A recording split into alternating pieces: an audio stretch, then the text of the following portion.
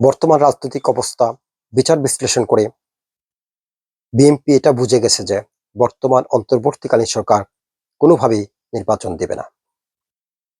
অনেকেই বলছেন ডক্টর মোহাম্মদ ইউনূস নির্বাচন দিতে চায় না, কারণ উনি কোনো পদ ছেড়ে দিতে চান না। এটা তার স্বভাব। ধরে নিলাম এটা তার স্বভাব। কিন্তু অপরপক্ষে আমরা যদি আরেকটি বিষয়কে লক্ষ্য করি, যে নতুন একটা রাজনৈতিক দল দুটি হয়েছে, যেটা হচ্ছে ডক্টর মোহাম্মদ ইউনূসের নাগরিক শক্তির আরেকটি কনভার্টেড ভার্সন, এনসিপি।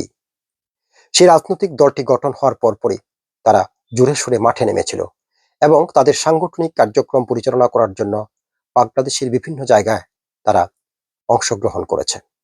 কিন্তু যেখানেই তাদের সাংগঠনিক কার্যক্রম পরিচালনা করতে গেছে, সেখানেই তারা বিভিন্নভাবে বাধার সম্মুখীন হয়েছে এবং এনসিপির কেন্দ্রীয় পর্যায়ের নেতৃবৃন্দ আক্রমণের শিকার হয়েছে এবং বিভিন্নভাবে তারা বিভিন্ন বিতর্কেরও জন্ম দিয়েছে। ফলে তারা এটা বুঝে গেছে যে মানুষের কাছে তাদের কোনো অ্যাকসেপ্টেন্স নেই, তাদের পপুলারিটি নেই এবং মানুষ তাদেরকে সেভাবে গ্রহণ করছে না। ফলে তাদের মধ্যে শঙ্কা হচ্ছে তারা আগামী নির্বাচনে অংশগ্রহণ করলে তাদের জামানত হারাবে এবং মানুষ তাদেরকে ভোট দেবে না এবং তারা হয়রানির শিকার হতে পারে।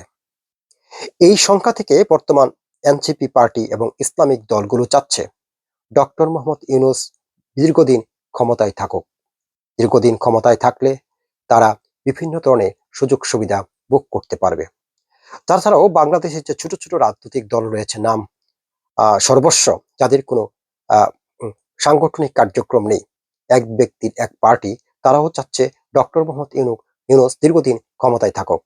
কারণ ডক্টর মোহাম্মদ ইউনূস যখন রাজনৈতিক দলগুলোর সাথে মিটিং করে, তখন তাদেরকে ইনভাইট করা হয়, তাদেরকে ডেকে নেওয়া হয় এবং তাদের সাথে আলাপ আলোচনা করা হয়। এই যে তাদের একটা কদর রয়েছে, সেই কদরটি যদি নির্বাচিত সরকার আসে তখন থাকবে না।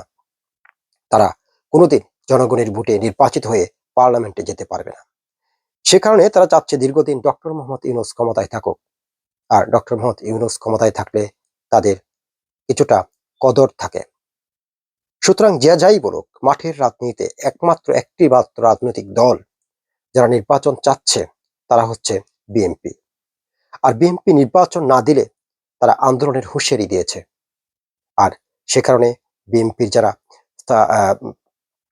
কেন্দ্রীয় নেতৃবৃন্দ রয়েছে, তাদের উপর বাসার আক্রমণ হচ্ছে। ফ্রান্স থেকে পিনাকি এবং আহ, মার্কিন যুক্তরাষ্ট্র থেকে ইলিয়াস, সাংবাদিক ইলিয়াস, তারা বিভিন্নভাবে তাদেরকে আক্রমণ করছে। বিশেষ করে মির্জা আব্বাসকে আক্রমণ করা হচ্ছে। কেন আক্রমণ করা হচ্ছে?